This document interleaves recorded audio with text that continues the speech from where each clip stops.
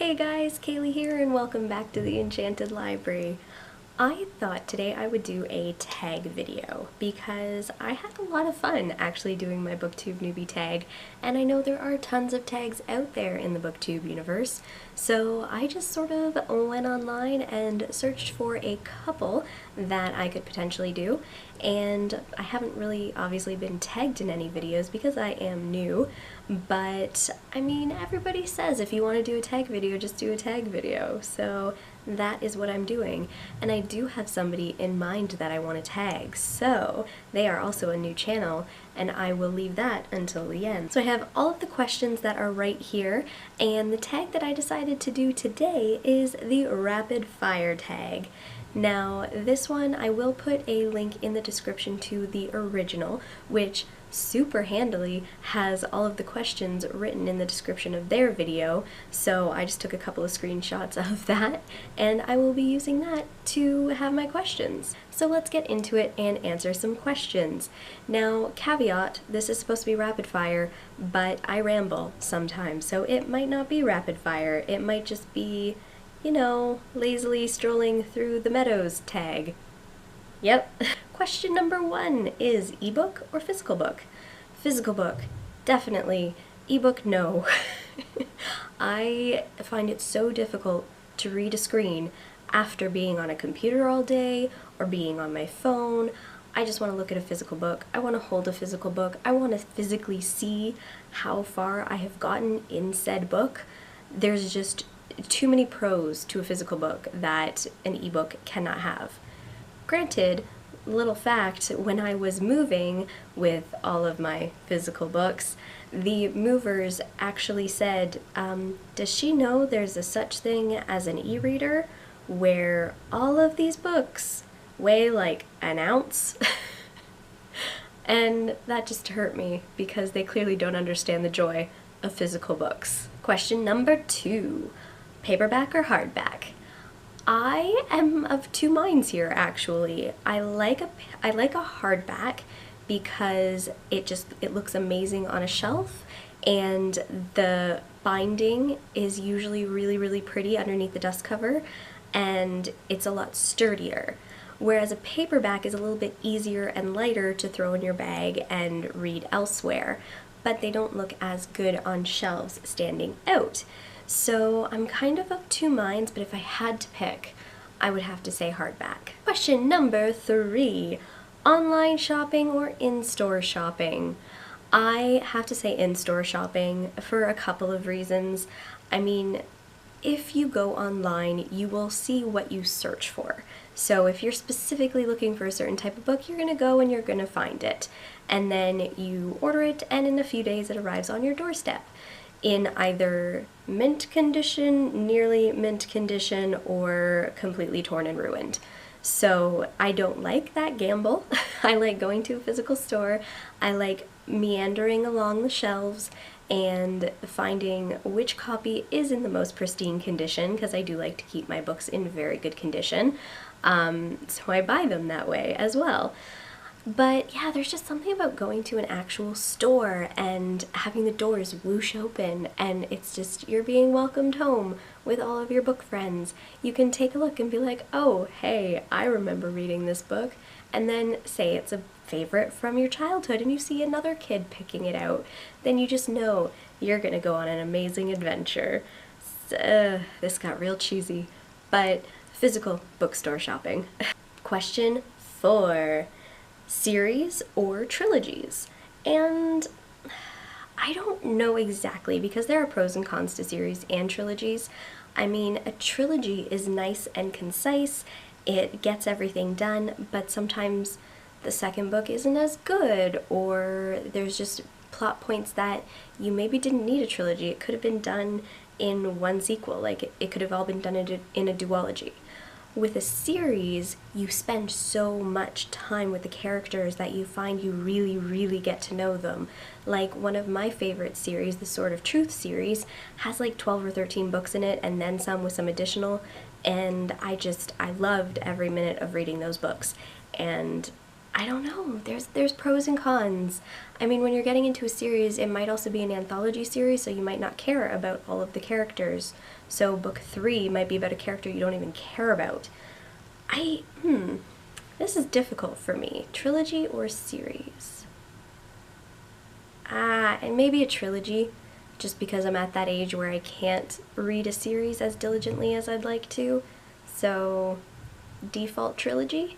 Question 5, heroes or villains?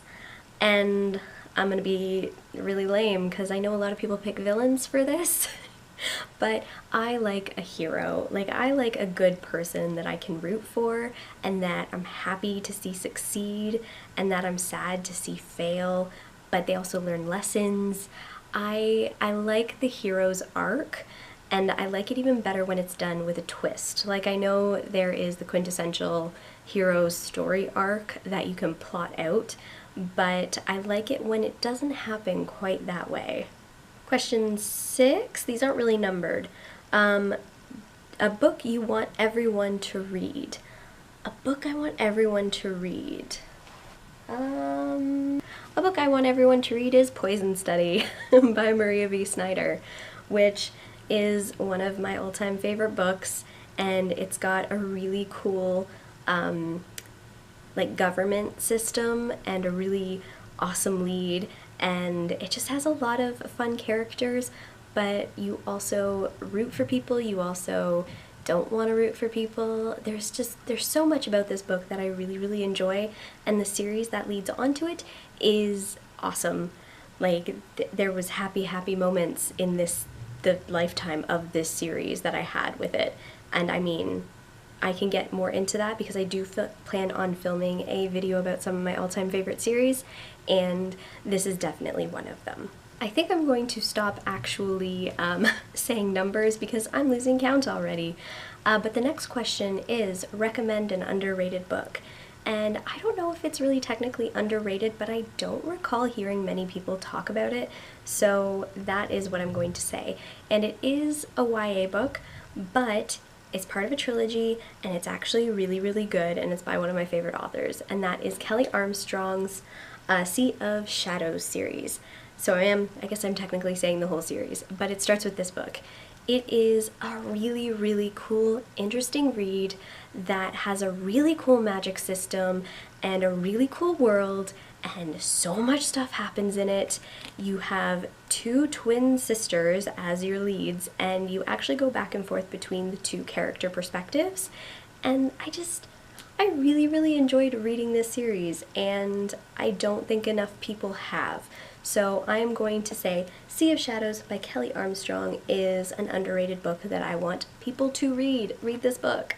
Next question is the last book you finished. Well, it was the last review you saw. My Not So Perfect Life by Sophie Kinsella. So if you want to sort of hear more about my thoughts of this book, I will leave a link in the description down below, but it was also just my one of my previous videos. So, My Not So Perfect Life. The next question is the last book you bought, and that is the second book in Stalking Jack the Ripper, and it is Hunting Prince Dracula. So I kind of talked in one of my previous videos about, well, my currently reading for February. I talked about the first book in this series, so I'm not going to spoil myself with this one, but hey, Dracula and Victorian times, and I really hope I like it. The next question is, weirdest thing you've used as a bookmark? I mean, I'm sure you kind of just grab whatever's around you.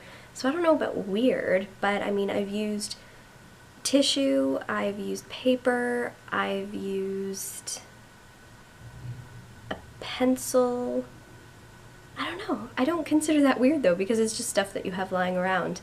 I will say I don't really use bookmarks. I'm not a bookmark person. I like looking at the pretty bookmarks and I like having bookmarks, but I actually use sticky note flags for my for my bookmarks, because if I'm halfway through a chapter and I'm on a certain paragraph, I can just stick it so that way it's at that paragraph and I just know exactly where I need to start reading again. So I don't know about weird, but I do use sticky note flags as bookmarks. Used books, yes or no? Yes and no. I prefer buying new books because I do like new releases, I do like hardcover, and I like my books to be in pristine condition. I like the idea of used books though, like how someone has spent so much time with a certain book and they had like this whole thing that happened to them while they read this book. They imagined the same things that you might be imagining or different ways of imagining. So it's kind of a cool concept of used books, and I like the history that's enveloped with them. So I don't know, I kind of like both. I mean, I would get used books if they're like a first edition of a really old book, or if it's like a folio. There's absolutely no way in the world that I would get my hands on this, but like Shakespeare's first folio, that's technically used, so I would like that. But yeah, it's hard to say. I like buying new books, but I enjoy the idea of used. Next question is top 3 favorite genres. And this is hard because I like so many genres. I would say top 3 fantasy, then there is historical, and fantasy, historical, and I guess YA, because YA encompasses a lot. So yeah, fantasy, historical, YA, which I don't know if people would normally think that of me. I'm not huge into contemporary. I do need to read more contemporary. Fantasy always has my vote, and a good historical is just amazing, and YA encompasses a lot of different things. So yes, that is what I'm going to say for now. Next question is borrow or buy? Buy. I like to buy a book, I like to see it on my shelf, I like to know I read that book and add it to my own personal library. So yes, definitely buy. But libraries are important, borrowing books is important. Always know where your local library is because they are a great thing. Next question is characters or plot? And I would say characters, because if you don't have good characters, you're not going to care about the plot or care what happens to them. So a well-rounded, good set of characters will make or break a book for me. Plot is important, but yeah, if you don't have characters that you care about, then what's the point? There's a lot more questions than I thought initially. Long or short books? I like a long book. I like being able to sit in with a book and just read for hours and hours, and there is a sense of pride that comes from showing someone a long book and being like, I read that in less than a day. Huh? Short books are nice, especially for readathons, but I don't know, you just don't get as much. I guess there are some really, really good short books, but I prefer a long book. Let me just leave it at that. Long or short chapters? I like short chapters. I think I like short chapters. I've never really thought about this before, but a short chapter makes you feel like you're reading the book quicker. A long chapter, especially if you're flipping from POVs, then I don't know, if you're not really fond of the character whose point of view you're reading at the moment, it could feel like it just drags and drags and drags. So a short chapter in those instances is very, very nice. So I would say short chapters. Next, name the first 3 books you can think of. Poison Study. Oh my god, I'm drawing a blank. Stalking Jack the Ripper and Talking as Fast as I Can. So, I mean, obviously Stalking Jack the Ripper because I'm reading it right now. Talking as Fast as I Can because I bought that book for my mom for Christmas and she lent it to me, so it's kind of right there. And Poison Study because that's one of my all-time favorite books. So there you go. Books that make you laugh or cry. I guess in general, I would say laugh are books with dry sarcasm from one of like the main or side characters. I like a good wit. For example, Will in the Infernal Devices For example, Will in the Infernal Design... I can't talk. For example, Will in the Infernal Devices, he has a very dry, sarcastic sense of humor, and I laughed so much with him. And then I guess what makes me cry is when things are just unfair. Like, when you can't escape the reality of what has just happened with those characters, and you just, yeah. Particularly if a character that I love dies, I will be inconsolable. So, yeah. I mean, I could give examples, but I don't want to spoil anything for anybody. Next is our world or fictional world. And I gotta say fictional world. I mean, isn't that why half of us read anyway, is to escape reality? I know that is so bad, but it's true. I mean, the fictional world is just so much more fun. I mean, well, it depends on which fictional world I guess we're talking about, but for the most part, fictional is better than reality. Audiobooks, yes or no? I haven't read an audiobook yet, so I guess I can't really say definitively, but I'm not the biggest fan of audiobooks. I mean, I like how it lets people read more, like if you're in the car driving to and from work, or if you're dyslexic. I know I've heard a lot of people who are dyslexic loving audiobooks and even following along in their physical copy, so that is always a plus. But for me, I don't think it really fits with my lifestyle. Like, I would definitely prefer to physically read a book than listen to it. Do you ever judge a book by its cover?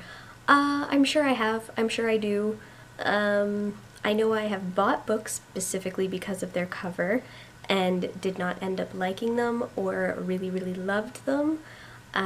So I will be drawn to a book cover, but I don't think I would pass up on a book just because of the cover. I would still, if the premise intrigued me enough, I would still read it. But yeah, I will judge it. I will read it because of the cover, but I won't not read it because of the cover, if that makes sense, with my double negatives and what have you. Book to movie or book to TV adaptations? Book to movie or book to TV adaptations? Oh, so I don't really have a choice. It has to be one or the other. I would say majority of the time book to movie adaptations fall way flat because they have to cut out so much of the book itself. So I guess the idea of a TV adaptation is a lot more appealing. So some do it wrong and some do it really well. I mean, for an example, the Sword of Truth series by Terry Goodkind was turned into Legend of the Seeker, which was filmed in Australia. Australia or New Zealand? New Zealand. And while it didn't actually follow the story of Richard and Kaelin, it gave sort of side adventures, so I could still hold true to the book series that I loved, but then I also had like a little bit extra with the show. Shadowhunters, they haven't gotten it right in movie or TV yet, so I've sort of given up hope with that. Let me see, what else? Anne of Green Gables. I really liked the original TV adaptation with Megan Fellows. So yeah, I would say book to TV because you can sit with the characters more and you can develop more and understand everything more. So yes, I would say that. Oh, also, I'm forgetting like one of my all-time favorites, The 100. I like the books as their own thing, but I love the TV show as its own thing. I mean, it's super loosely based on the books, but I think they did so well with it that I am obsessed. I've been obsessed since day one. And I guess still in the same vein, a movie or TV show you preferred to the book. Again, super rare, but the first thing that comes to my mind is The Maze Runner. I really don't like the Maze Runner book. I mean, I'm sure the series gets better, I hope, but I mean, there's a lot of issues that I have with that book, but the movie I actually really enjoyed, and same with the second, and I kind of spoiled myself for the last one, so I know one of the characters' like main reasons for doing what they do, which kind of sucks. But I would say the Maze Runner movie is better than the Maze Runner book. And the last question is series or standalones? Ooh, I'd say series. I mean, standalones, if you like the feeling of leaving a book wanting more and you're okay not getting more, I mean, that's fine. And there are some really good standalone books, but I like a series because if I fall in love with a character or if I really want to know what happens and I'm okay sitting through a few books to get to the end result and to have super well-rounded characters in the end, I'm saying series. I would rather a series than a standalone. And I guess that is it for my rapid fire book tag. We'll see what the timestamp is on this here video to see if it actually was rapid fire or not, but I do feel like I was talking a mile a minute. So I am actually going to tag my friend Tara, who is starting her own YouTube channel, which may actually already be out by now, but it is called The Three Bookshelves, in honor of the three broomsticks from Harry Potter. So go and check her out. I will put a link to her channel down below, and she is definitely going to have to do this tag. Tara, you have to do this tag, rapid fire, as much as possible. And if you can think of any booktubers that you want to do this tag, probably for a second time because it is an older tag, but opinions change and people might want to refresh their tag. Be sure to give them a shout out so then that way they do the tag, and I guess, yeah, be sure to like, subscribe, and until next time, keep reading.